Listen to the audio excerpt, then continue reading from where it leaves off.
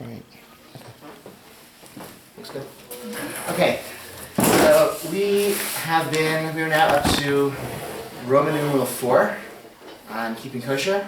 We did letter A, B, C, D, E, and F. Is that right? We did not do G. Is that correct? Correct. Okay, so let me say G. There is a custom. So again, for those of you who missed A, B, C, E, and G, I apologize. It's on the website. Among the last 2 weeks, you'll see it. Or wait 6 months or a year, and we'll get around to it again. Okay, just keep coming. I promise we'll do it again. Okay. There's a custom not to eat fish and meat together at the same time. This is a custom. It's not from the Torah. It's not a biblical piece of biblical rule. It is not a piece of rabbinic legislation, post-biblical rabbinic legislation. It is a practice. In the Shulchan Aruch, the very authoritative code of Jewish law, when it discusses this practice, it says it's dangerous to eat fish and meat together. What's dangerous to eating fish and meat together? I have no idea. Okay? I don't know. But, so you could either say it's based on some understanding of medicines, from the Middle Ages that we no longer understand, so you could just scrap the whole thing and not follow it any longer. You can make that argument. It's not an actual essential piece of Jewish law. On the other hand, it's a very old custom that goes back at least 400 years, 500 years, probably a good deal longer than that. So I think it's mentioned in the Talmud as well as a dangerous practice, if I'm not mistaken. So do you have why do you have to eat fish and meat together? So don't eat fish and meat together, because for a long time we haven't done that. And another explanation of the danger, it could be, and somebody suggested this, and it makes sense intuitive to me, that in pre-modern times, the idea that you would have 2 different types of animal protein at one meal was considered so ostentatious and wasteful and gluttonous that the danger was, you would invite the envy and enmity of everyone around you, and that was the okay. So maybe that's why. So what does that mean? So if you serve a fish course at your meal, you serve it on a little fish plate, and you have your filter fish or your salmon, whatever it is, and then the practice is you take the plate away, take the fork away, the fish fork away, put it away, and then the rest of the meal, which has meat, will be on a separate plate with separate silverware, or with rinsed plate, rinsed silverware, and then you have your meat course afterwards, or vice versa, I guess. Some people also will rinse out their mouths with a little bit of schnapps or something. This is like a common, if it's a holiday meal where you have a fish course and then a main course, you might find yourself in someone's home where they pass around some liquor, or really just water, just to rinse your mouth, because fish and meat are not eaten together. You could be, on the other hand, it's not enforced. Again, it's not like a strict element of kashrut. You can go to a kosher buffet at a wedding or something, and they have you have fish and meat all in the same buffet line. And if you care, you'll use different plates, or you'll take one and the other. But the kosher caterer who's setting up the buffet, they're not policing this, and they're not going to stop somebody from putting fish and meat on the same plate at the same time. If you're conscientious about this, you'll use separate plates and not have them at the same time when you're on the buffet line. But it's very rare that I'm at a buffet so fancy that it has fish and meat in the same buffet. So. That would be gluttonous. What? That would be dangerously gluttonous, right? Thank you.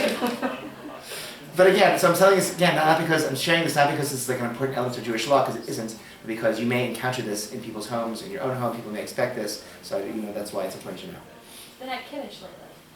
Kiddush lately, you hear fish and meat, so don't put them on the same plate. Turkey or tuna salad and those little salad wraps. We have tuna salad that we serve, and we also have meat. Yeah, good. So even here Rosh Hashanah, right? So you can have them on separate plates, right? If you want to, if you're using, if you're at home, you have porcelain, dishes, and you can just rinse them. You don't have to you can rinse them and serve the same plates. Again, if it's disposable, you can dispose. Okay. Any questions or comments? Okay.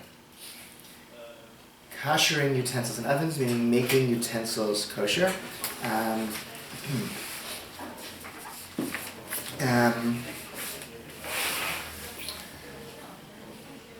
basic principle of making things kosher, and this is sort of apt for this time of year, because it's sort of more or less the same for making something kosher for Passover use, as it is for making something kosher for use.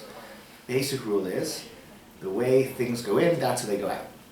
Okay? In Hebrew, kilbolo, kach poloto. It's the way you swallow something, that's how you expel it, or spit it out. So, if you recall, the kashrut rules are distracted by your coffee cup intelligentsia. Is that intelligentsia, coffee cup? Yes, it's tea. Oh, tea. Okay. Last time too better. Let's just, the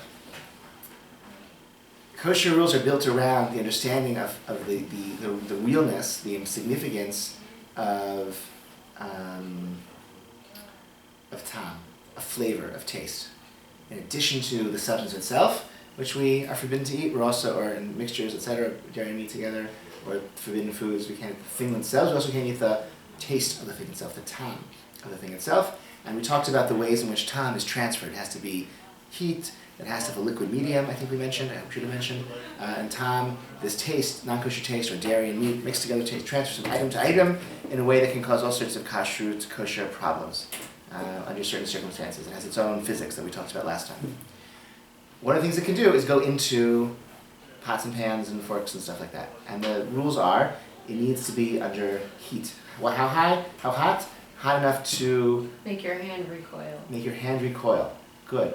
Which is equal to, it's too hot that you can't keep your hand in. It's very interesting. In Hebrew, one is ein hayad sholetet ba, and the other is shehayad soledet bahen. It sounds very similar, and it's the same temperature. Okay? One is, you can't keep your hand in it, it's too hot. The other is, your hand recoils because it's too hot. That's the same temperature. There's another definition the Talmud also uses, which is so hot that it will burn a baby's belly.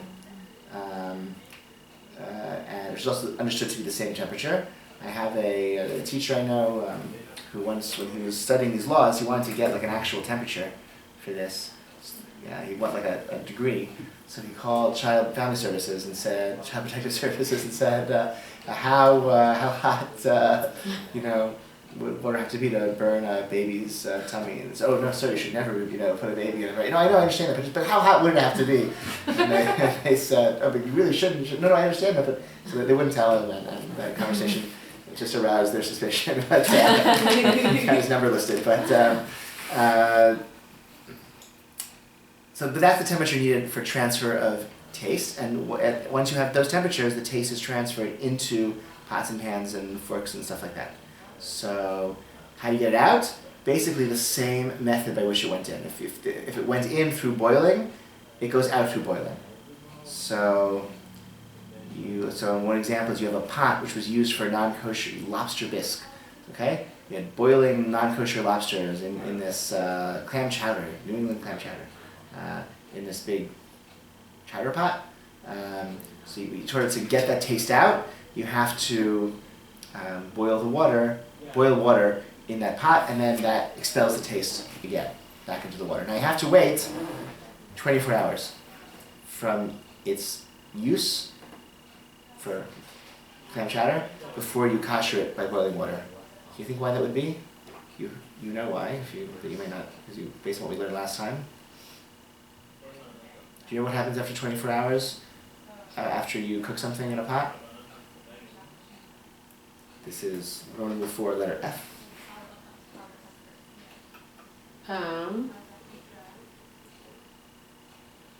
The taste goes rancid after 24 hours. Good. So why would that make a difference? Because you don't want to eat it, as long as it doesn't improve the taste. Right. Good. So after 24 hours, you're missing a step, which I'll fill in. After 24 hours, we understand that taste absorbed into pots becomes rancid. After 24 hours, we also know that rancid tastes don't render things non-kosher, right? It's only a positive, enhancing taste that we're concerned about. Again, not the thing itself, but the taste of the thing itself. The taste of the thing is by definition, a positive taste. So once the taste, your clam chowder is absorbed in your pot, and then you wash out the pot. You have clam chowder taste absorbed in the pot for 24 hours. Now you have rancid clam chowder taste absorbed in the pot. Then you fill the pot with water and you boil it.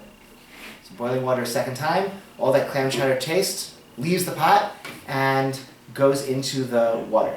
But what is that clam chowder taste? It's rancid clam chowder taste that goes into the water, which means it can no longer be reabsorbed back into the pot to create it. If you don't wait 24 hours, then you could just make your pot unkosher again every time you boil it, because the taste leaves it, it goes into water, and goes back into it right again.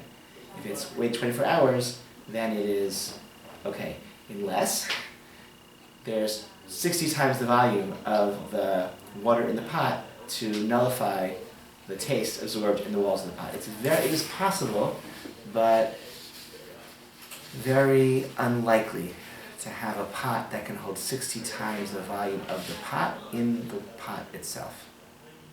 I have a friend who did the math for this. You can do it yourself anyway, It's got to be a pot or also utensils? Utensils, that could happen. So utensil, you have a fork, a spoon, a ladle that you use to stir your clam chowder.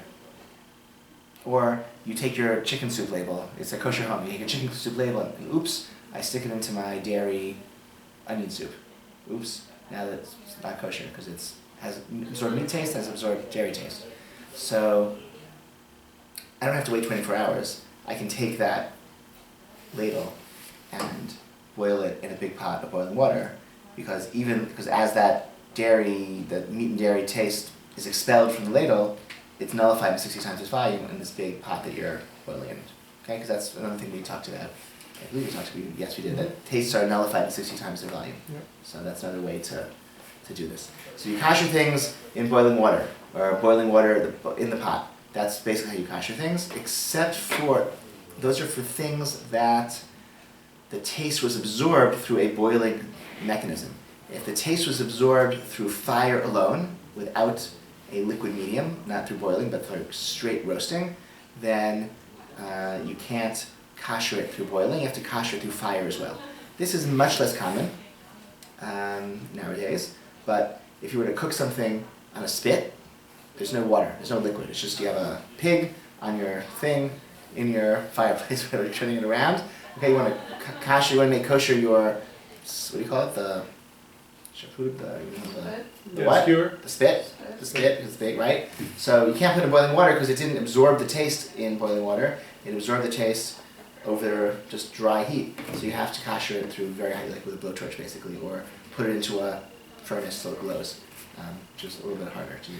But it's very rare that we cook things without any liquid. On a grill. On a grill. So a grill. So barbecue would be hard to kosher. Barbecue grill, you would put the coals up in such a way that the briquettes are kind of covering the grill, and you have red hot glowing coals all around the grill. That would be a way to do it, or use a blowtorch. What about like baking pans? Baking pans would be similar. I believe, yeah. So you could just put them in the oven, like at a high temperature, if Um, that's the way it absorbed it. possibly, I forget. I think so. That would be the temperature that it was absorbed at. So if you put like your oven on the highest temperature, then that's higher than it would have been. Right. So it's a little more complicated, but more or less.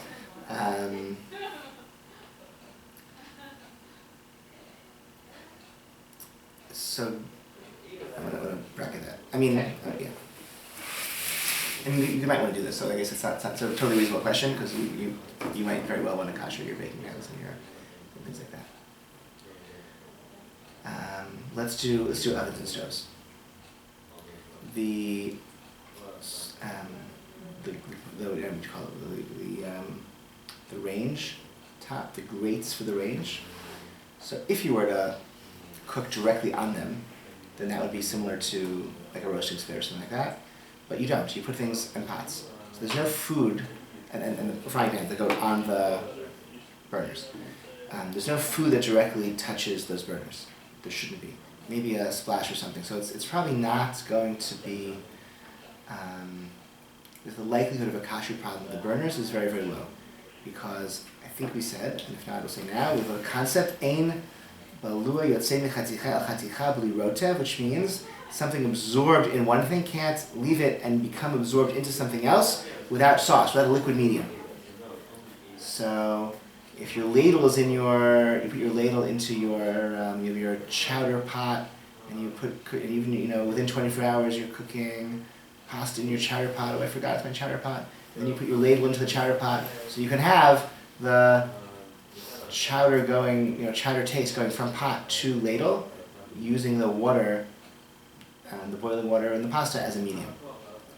But if you put the ladle on the outside of the pot, even right, then it's not going to. It's the ladle's dry, the outside of the pot is dry. There's not going to be the absorbed taste won't leave the pot and go into the ladle in that way.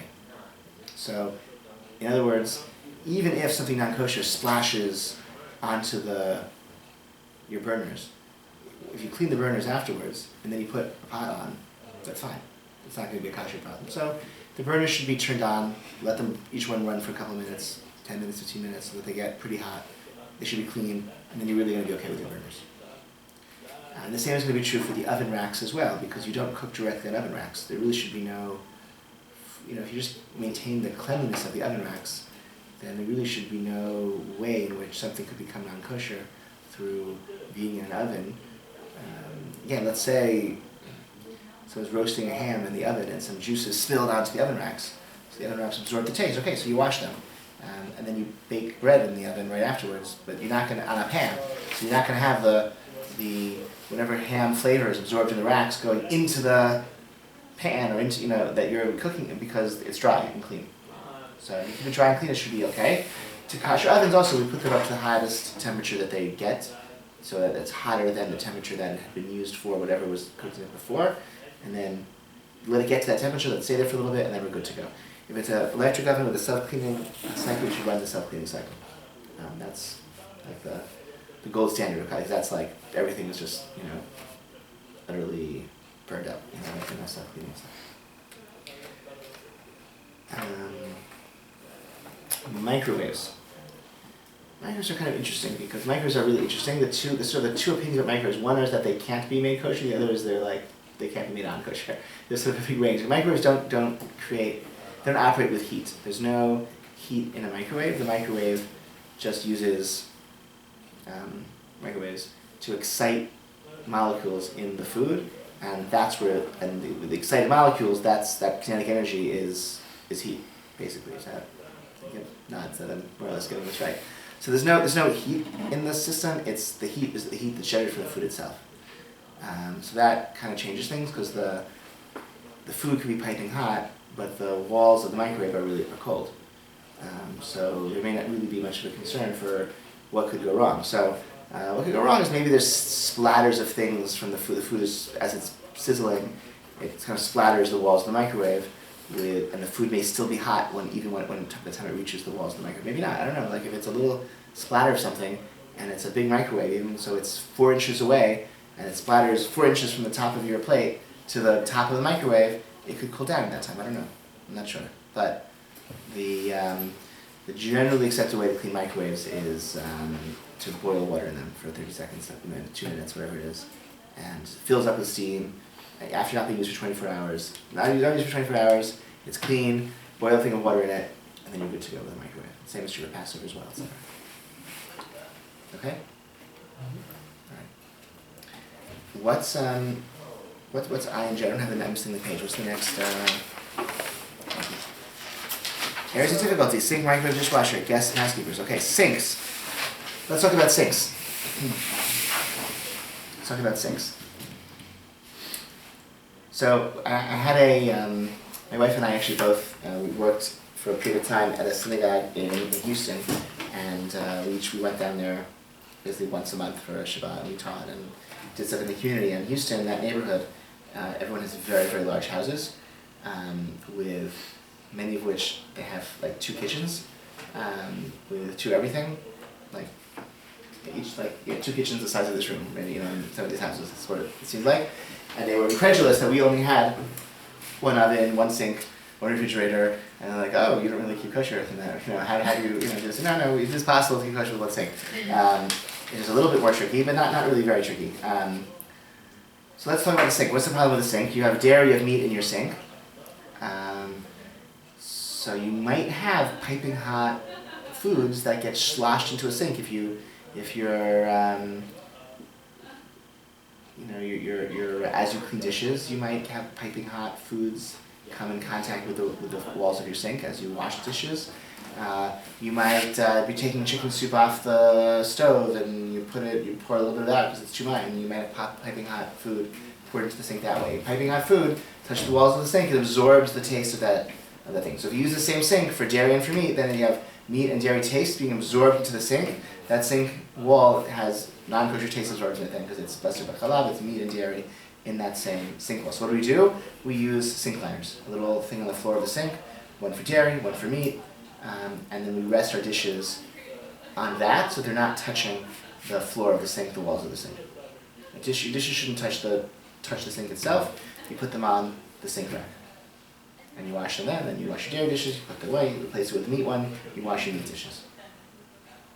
Now another, I think we mentioned this, another sort of two other reasons why dishwashing in sinks is going to be a more lenient circumstance altogether is because A, you're using soap. Soap is a rancid taste, and so once there's soap in the system, there won't be any problematic taste transfer.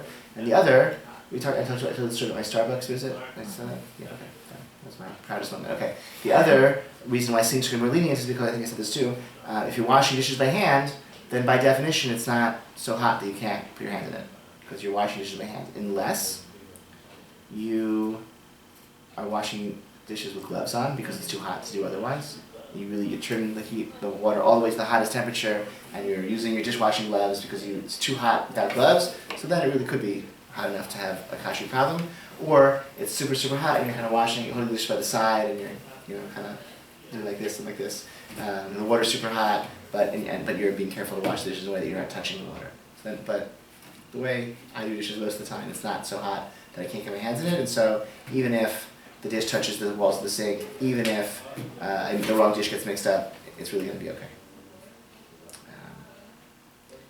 Kosher dishwasher for Passover. For a new sink, you just pour boiling. If it's a metal sink, you put boiling water in it. Yes? What about just split sinks where it's the same unit but it's two separate? So that's perfect. Then if you are lucky enough to have, then you could have one for dairy, one for meat, and then you could pile your dishes up inside. I didn't know because it was all one solid. Oh yeah, no, it's separate compartments. It's not. Yeah, I don't think it would be a transfer through the. Yeah, and you could soak the dishes, and that would be that's fine. If you had one of those. Yeah. Okay. Sink, microwave, dishwasher. Dishwasher. Again, there are a lot of different opinions based on different assumptions how dishwashers work, and it's a little complicated, and how hot is the water dishwasher after all, and it depends on the way the dishwasher works, and different understandings of the way the dishwasher works.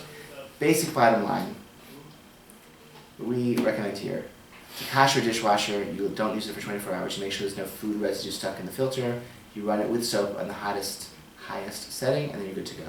It's good for Passover, koshering, good for between dairy and meat, or new dishwasher, or new to you dishwasher, you're renting an apartment, and you want to make it kosher, that's all fine. In theory, you really could be able, you can make an argument to permit doing dairy and meat in the same dishwasher, even at the same time, since the dishes aren't touching each other, hopefully, and there is soap in the system right from the beginning, and so it's soapy water in between the dairy and the meat, and therefore there's not going to be a problematic transfer of taste from dairy to meat. I think there are some Sephardim who do that. They have a pretty lenient tradition about this. That's generally not done in our circles, okay? Not that kind. But you can make a very compelling argument to permit that. Dishwashers. Guests and housekeepers. Okay, other people who might be in your home need to learn about how to keep a kosher kitchen, at least in some level. So that could be a nanny, a babysitter, a housekeeper, or your best friend, or your parent, your Aunt Emma, whoever it is. You need to be told, and that's just in my experience, some people get it right away, and it's really intuitive for them, and they care, and they're motivated to get it, and they just pick it up really quickly, and they understand how to operate within a kosher kitchen.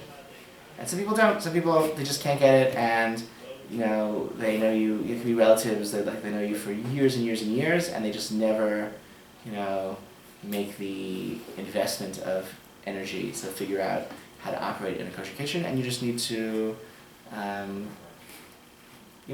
be sympathetic that it's not intuitive and could be a little bit strange to them, and it's not how they relate to their own kitchens, and you gotta tell it. So if you guest staying in your house, you say, listen, okay, you're gonna wake up in the morning maybe before me, Sunday morning, so these are the cups you can use, and you can take, and these are the dairy spoons you can use to stir milk in your coffee, and when you're done, just leave it over there. You just have to, like, all the things you have to, you can't, in a non-kosher kitchen, you can sort of wander in and muddle your way through and figure things out, and it doesn't really matter. In a kosher kitchen, you have to put things, when you take things from the right cupboard, and when you're done with them, you have to put them in the right place, and so you have to tell that to your guest, and you have, fortunate enough to have a housekeeper, you have to tell it to a housekeeper, wash these dishes with this sponge and leave them here, or don't wash the dishes, stay out of the kitchen, and I'll take care of that, whatever it might be.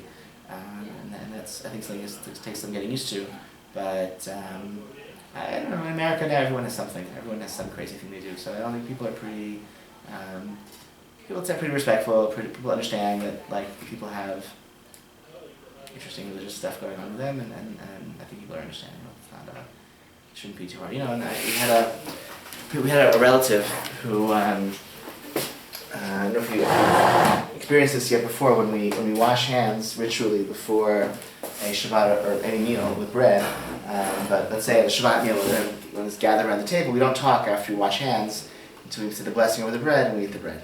So we had an older relative who was a child who had a lot of Shabbat meals at her house, and every single week after week, year after year, he would talk. Between, we would go up to wash our hands, we'd come back to the table, and he'd be talking, ask us questions, and at some point I realized, there has to be, there's a certain point where, I was wondering, is this intentional? Is he which is fine, that's his right, to be, that was his role, our job was to wash our hands with, piety and devout way, and his job was to mock our devotion by asking us questions every week, and we all had our places. So why am I saying this? So some people get things more easily, some people it takes a little bit longer, some people never get things, and you just, if, it's okay, relationships can transcend that, okay? It's okay, but I think as the one who's doing something that's weird, it's our obligation to say and to explain and to just go the extra mile and just being transparent and and accommodating, and again, okay, you had a guest, okay, so, maybe here's a bunch of disposable dishes, you can, paper plates and paper cups and paper, you can just use these and then just throw them out when you're done, or, here's a mug you can use for coffee tomorrow morning, it won't be here when you wake up, and then just leave it on that pile over there, it's whatever it might be. Or you can get labels for everything, right? You can put little dairy meat labels on everything. Even they make them in different languages, in French and Spanish, you put whatever you want. Label everything in your house and have everything colored. You have your dishes and your sponges and your, color-coded, red for meat or whatever, and blue for dairy or whatever it is, and just put stickers on everything, and then you can, then it's a little easier. We once rented an apartment in Israel for a year, and sublet the apartment we rented it from the owners. They left us all their dishes and everything, and they just put labels on every single cabinet in the kitchen. So we were just, and we kept them up for 6 months because we were so nice to, because a lot of us in the kitchen, we were able to find everything we needed, and anyone who was in our house could find whatever they needed just by having the labels left out. Okay. Yes? What about chemical koshering? Chemical koshering? Maybe that's... What does that mean? I don't know, I was doing the conservative conversion. We Yeah. talked about chemical koshering, so things like glass would sit in your bathtub with cold water with chemicals for 3 days. The chemicals I don't know about. That is the thing, that is a method of koshering glass that's discussed. You put it in, soak it in water and change the water every day, do it for 3 days, and that's the way to kosher glasses. That is the thing. Truth is, there are more lenient positions about glass. That glass, because it's it's non-porous, it may never may not absorb non-kosher taste anyway. And I would just go a step further and say, well, glass is used for cold things, so it's never going to be an issue anyway. You don't have to go there, because if it's used for cold beverages, it's not a problem. You can go to anyone's home and have a cold drink from a glass. In fact, you can have you can use something cold from a porcelain, or earthenware mug because it's cold and it's not gonna, whatever it was used for before, it's gonna, you could have cold cereal in somebody's non-kosher lobster bisque bowl because you're eating cold cereal, and that's not a problem. So glass is only used for cold things, and you're having cold things in it, you don't have to worry too much. I have a question. Yeah. This may not, I know that my sister-in-law, the housekeeper ate a cheeseburger on her plate. Mm. She buried it or something. She wrapped it up for 5 years and So there's that, no, I mean, there's a thing about sticking knives into the ground as a way to clean them, get the grease out of knives, it's discussed in literature. maybe she didn't bury it, but she wrapped it up in paper. She put it over, she So crushed it so and then wrapped it up. there's a debate about whether porcelain can become kosher because do we consider it like earthenware, or we say earthenware can't become kosher because it's too porous and you can never get the absorbed taste out of it. Glass we say is not entirely non-porous. China, it's like, on the one hand it's like glass, on the one hand it's I like, think it was China. on one hand, so it's like in between glass and earthenware. It's made of pottery, but it's glazed, so how do you consider it? So some say it can be kosher, some say it can't be, and a sort of compromise position is if you wait a year, and it's a case of financial loss, of significant financial loss to you, then you can be kosher. Okay. So maybe that's what she was doing. Yeah. But let's just think through what this housekeeper did. She ate a cheeseburger on the plate. So a cheeseburger rested on the plate. Was the cheeseburger piping hot when it rested on the plate? Almost certainly it wasn't. She didn't cook the cheeseburger on the plate. She cooked the cheese, right? She took it out, she bought it at McDonald's, and she unwrapped it, 20 minutes later and placed it on a porcelain plate. Right. Probably nothing had to, if she had called me and that was the circumstance, I would have said, she took the plate, right? The plate was taken, that was 20 minutes, she takes the plate out of the bag, takes the cheeseburger out of the bag, puts it on the plate, it's cold. Or even it's warm, it's not piping hot. So what would, you would just put Rinse it in the the rinse the plate, dishwasher like any other? rinse the plate off in cold water and it's fine. Yeah. Okay. That's fine. She knows the plate that she can use it. She found it 6 years later. She had forgotten she even did that. If the cheeseburger is fried, in the home and then goes from the frying pan into the, I don't know how you make cheeseburgers, I guess in frying pans, right? I don't know. It goes from the frying pan right directly onto the plate, then you may have a problem. I think she probably brought it from home and then put it on the plate. Yeah. What if she heated it up in the microwave? That's interesting because the microwave is really interesting because the microwave, Right. there's no heat. Instead of the microwave, the plate could be cold and the burger could be hot. This is actually discussed, in the Talmud, not microwaves, but whether we say we go by the thing on the top or we go by the thing on the bottom. Which one is more significant? What's on top, what's on the bottom? We say what's on top is more significant, I believe, which means that the hot cheeseburger on top of the plate would be a problem because the cheeseburger, as it gets super hot in the microwave, would have its taste would be absorbed in the cold plate below it. We say the bottoms. But if you could still pick up the cheeseburger. Do we say the top is on top? And is it still not too hot?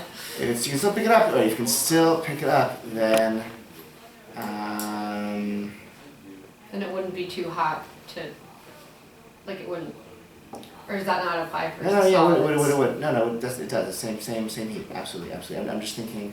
I'm just trying to remember what I did, if I told you the right thing or not when I said it's the top or the bottom.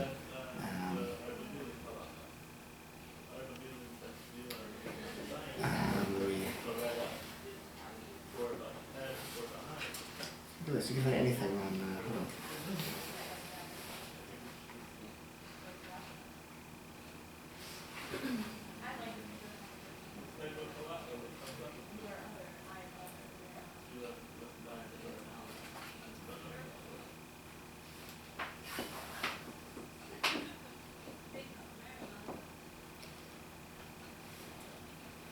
Sorry, no, we see the bottom one is. It's actually the bottom one, the bottom one is more important, not the top one. My apologies. Which So means it only that. matters if the plate is too hot to touch.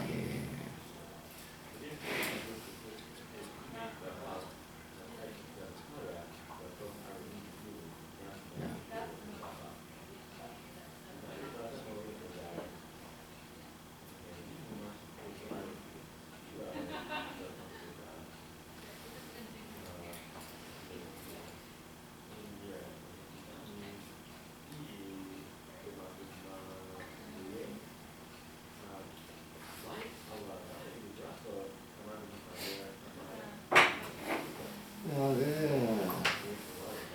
on, give me another. Sorry, I know this is highly No, specialized. I feel that it's not, it's really, the bottom one triumphs. I feel bad because this is like, it's not really it's very, very rarely relevant in a practical kitchen. All of these laws are kasher. It's like a very, all these laws. So I spent the better part of a year studying these laws. I knew them really well at one point. And it's like a major part of my study to become a rabbi for whatever reason. That's what we have to study. So I have a certain amount, it's more than aggravating to me that I am, this dispute in the Talmud, which one wins, I kind of can't remember. But it's also very understandable because this never happens in a kosher kitchen. The whole point of a kosher kitchen is that this should never happen, right? Because all of these laws are, I think I may have said this also, all of these laws are like what happens, what are the consequences, how do you repair the damage when meat and dairy mix, or some non-kosher ingredient like gets into your kitchen. But all the ways that we set up a kosher kitchen should ensure that this never happens. And so, you study these laws really, really well, hopefully, but then over years, like this never comes up. It's in any event, I think either way would be, if you think the mic is gets super, super hot, you might be concerned. Okay, but that's,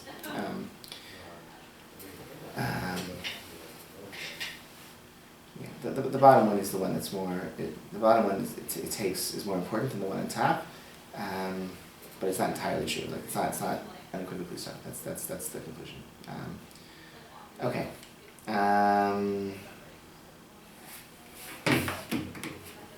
Let's see. Any other questions about stuff we covered? We've been covering this in this area. Let's do one more, and then we'll okay. Wage and dairy meat. From a Torah level, the Torah prohibits cooking dairy and meat together, eating dairy and meat that have been cooked together, and deriving benefit from dairy and meat that have been cooked together. Those are Torah prohibitions. We understand them to be Torah prohibitions. Rabbinically, even if they weren't cooked together, we still can eat them together. So that's depending how the cheeseburger is made, actually. It may not be a biblical prohibition, right? Because it's not cooked together. If you just place the cheese on, with the burger and then eat it, it's not cooked together. So, okay, but you still can't do it. But the biblical violation is to eat dairy and meat that haven't cooked together.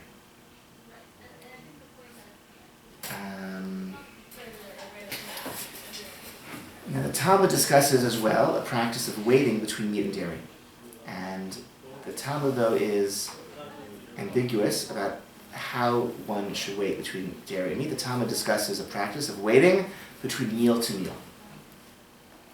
So you have meat one meal, dairy the next meal. So what does that mean, meal to meal? There are two basic ways of understanding meal to meal. What might they be? Can we generate those ideas? The amount of time that you would wait from Good. So one would be, let's say every 6 hours between meals, right? You have 3 meals a day, each one 6 hours apart. So when the Talmud says you wait meal to meal, that means we wait 6 hours between meat before we eat dairy. What's the other possibility from meal to meal? Rinse up your mouth. Meal's over. You say grace after meals. You get it from the table, you're done. Meal's over, sit back down, next meal. I can have dairy. Okay, and those are basically the two opinions that you find in the medieval commentaries on the Talmud. In general, in Europe, the Ashkenazi position is meal to meal means the meal's over. And if you have some food caught between your teeth, so rinse, get them out. But otherwise, the meal's over, done. You can have the next meal. You can have dairy. The Sephardic position in North Africa and Spain is 6 hours. Yes, Sean. No. I thought it was the opposite. I grew up having to wait 6 hours. So over time, the waiting meal to meal sort of lost out and was replaced by waiting for a period of time. So you have basically a position. So the 6 hour position became really dominant, and you also have the emergence of sort of compromise positions like 45 minutes or 1 hour or 3 hours. That's what we do. In my family, that's the German tradition. Wait 3 hours, which is sort of a compromise between waiting 6 hours, which is a period of time, and the essential Ashkenazi original position, which is once the meal's over, it's really, you're done, and you can go on.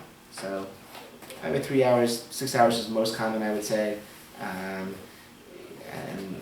so I guess, yeah, it makes sense to do what's customary in your community, and, which or pick something, but, those practices. What about dairy? That's important. What, That's only after eating.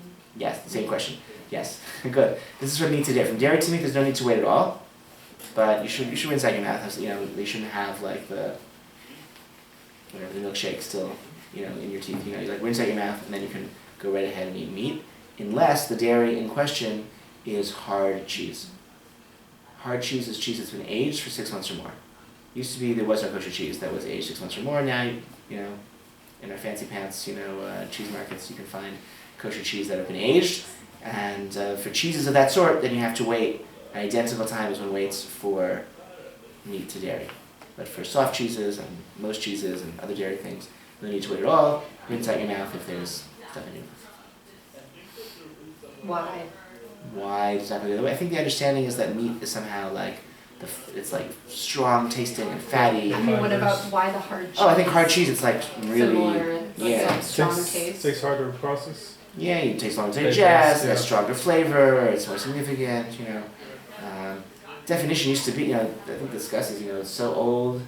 You have worms crawling through it, jumping in, diving through the cheese, and that's how we don't. They were harder back then when men were men and women were women, and cheese had worms crawling through it. The good old days. Now everything's sanitized, and Not for me. There's any difference? Sorry. There's any difference like if you eat more than 28 grams, like hazayit or something like that? Nothing? So it No, doesn't I'm matter? trying to think. If you just taste something but you don't eat it, like let's say you're cooking, you're in the kitchen, you just lick something. Do you have to wait for that? I don't remember. That's discussed in the Shulchan Aruch. I don't remember what the answer is. So that's relevant for you. We can look it up. And it's easy. It's easy enough to look Yeah. up. It's right there. I don't recall. Right. It would depend on what the theory is. Right. If the issue is it's digesting through your system, and if you just don't eat it, you just taste it, then it's not digesting. If the issue is it's on your teeth, it's in your mouth, then maybe. What if you're chewing meat to feed to a baby? So you don't digest, you just chew it. Right. So if the issue is it's in your teeth, it gets caught between your teeth, you have to wait. If the issue is it takes time to digest, you're not eating it, you're just chewing it and giving it to a baby. So back in the olden days, didn't have baby food, right? People made their own baby food with their own teeth. Okay. So that would be another case. That would be another situation. And again, this is discussed in the Shulchan Aruch. I don't remember the answer, but you can look it up. Okay, questions? Any other questions about this topic? I think it's a good pausing place. We're not going to be able to meet for some time, but I should say we do have a pre-Passover class that the shul is offering on Tuesday, the 19th, which you're encouraged to attend. It's called the Seder Summit. We're going to prepare for Passover in that way. Third annual Seder Summit. Okay, that's on the 19th. 26th is Passover. We're not meeting then. Tuesday, May 3rd.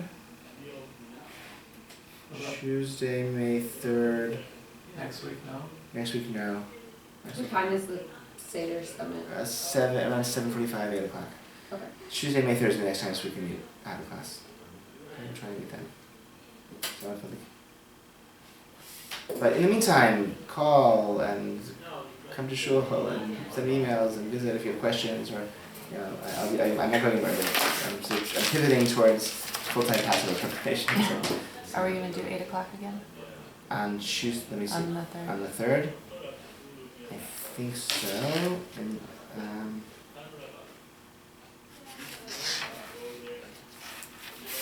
no. Because on Tuesday, May 3rd, Mincha is going to begin at 7:40 and it'll end at 8:15. So your choices are we can meet at 6:40 to 7:40, or we can meet at starting at 8:15, 8:30. Probably the earlier one is better. 6:40? Oh, okay. Great.